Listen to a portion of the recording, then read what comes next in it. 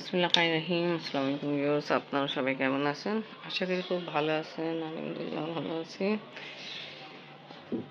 আফরিনের বাবা চলে গেছে, যখন চেম্বারে যায় তখন নাস্তা খায় না, যত কিছু বলা হয় উনি খাবেই না। এনিওয়ে, আফরিন ঘুমাচ্ছে।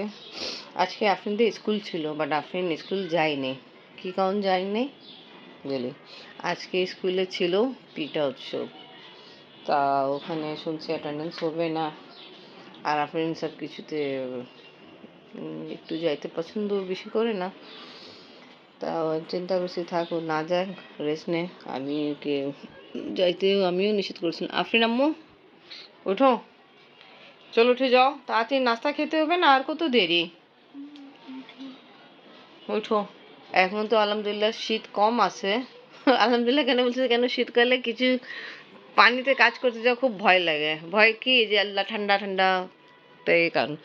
আপনি বাবা এই জন্য এখন জ্যাকেট ট্যাকেট আজকে পরে নি, আমি বললাম কি জ্যাকেট পরে ফেলো, আপনি বাবা পরে নি। আর আফরিনের জ্যাকেট আছে, এটাও উঠাই ফেলবো, আর রাখবো না, কারণ হলো শীত লাগতেছে না, আর বেশি হবে।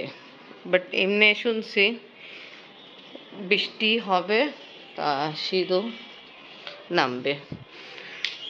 আজকে আমি যে এখানেও একটু খোলা রাখছি আমি হাওয়া বাতাসের জন্য।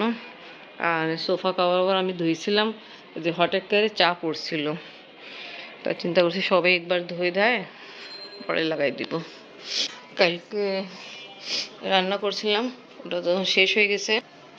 আজকে এখন আবার রান্না বসাবো, আর চুলায় দেখা দেখি অবস্থা এইটাই। তা এখন আলহামদুলিল্লাহ ভালো হয়েছে। আগে চুলা জ্বালাইছিলাম, এই যে আবার একটু একটু কমে যাচ্ছে, একটু এনিওয়ে রান্না স্টার্ট করে ফেলতে একটু পড়ছে না, আবার একটু মাঝে মধ্যে এরকম পুরোটা বন্ধ হয়ে যায়। যারা নতুন আসবে ঘরে আর চুলা এরকম অবস্থা থেকে ভয় পাবে, কেন স্টার্টিংয়ে আমি ভয় পাইছিলাম, যাই কি বন্ধ করে দিল, ওইটা কি ভাই, তো ভালোই চলতেছিল। এনিওয়ে এবার আফরিন জানুন, হ্যাঁ কি চামচ উঠাইলাম আমি, আফরিন যেন নাস্তা রেডি করি। আজকে আফরিন আমাকে বলছিল ব্রেড, ডিম আর দুধ চিনি দিয়ে যে রেডি করি আমি, ওটা করতে হবে। আমি আগে ফ্রিজ থেকে ডিম বের করি, আর ব্রেড আফরিন বাবা কালকে নিয়ে আসছিল। আল্লাহ, পাকিস্তানে আমার বাবা মা শরীর ভালো না, ওখানে বেশি ঠান্ডা পড়ে, বাট ওনাদের তো আগে এমনি সমস্যা ছিল, আব্বা হাত ফ্র্যাকচার হলো আর আম্মা পাওয়ার সমস্যা, এমনি এজ হয়ে গেছে, তা ওটা একটা আর একটা এরকম একটা সমস্যা। ডিম ভাঙবো, আর এখানে খুব সুন্দর কাজ চলতেছে।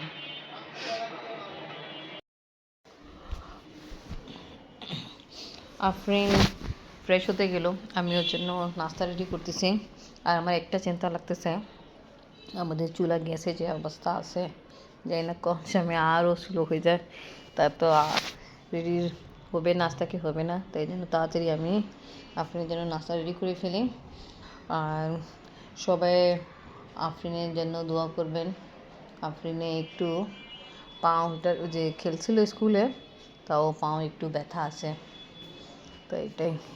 এবার তাড়াতাড়ি কাজ স্টার্ট করি। আপনি গেলে এখন ব্রেকফাস্ট রেডি করতেছি, দুধ দিলাম, চিনি দিলাম, লিকুইড দুধ ছিল না, তাই 1 চামচ বড় দুধ নিলাম, ভালো করে মেশাচ্ছি। মেশানোর পরে ব্রেড ডিপ করে একটু লাইট কুকিং অয়েল দিয়ে লাইটলিভাবে 2 সাইডে ফ্রাই করে আপনি দেবেন। এটা কিন্তু খুব পুষ্টিকর খাওয়া, বাচ্চাদেরকে এটা খাওয়ানো দরকার, বড়োদেরও খাওয়া দরকার, একটা ভালোই লাগে বাচ্চারা খায়। আবার আফরিন পছন্দ করে, আফরিন কি আফরিন দাদুও পছন্দ করতো। আজকে তো আফরিন দাদুকে খাওয়াতে পারবো না, উনি আপনারা সবাই জানেন, আমি আমার ব্লগে বলে দিলাম আফরিন দাদি এলো উমরা করতে, আমি বললাম সবাই যেন দোয়া করতে, উনি কথা হয়েছে সবাই যেন দোয়া করছে। ব্রেড নিলাম, ব্রেডকে এখানে ডিপ করবো,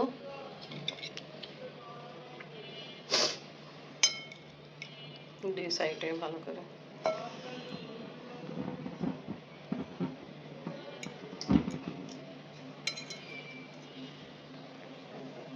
ভালো করে হয়ে যায়। এখন দিয়ে দিলাম তাওয়া উপরে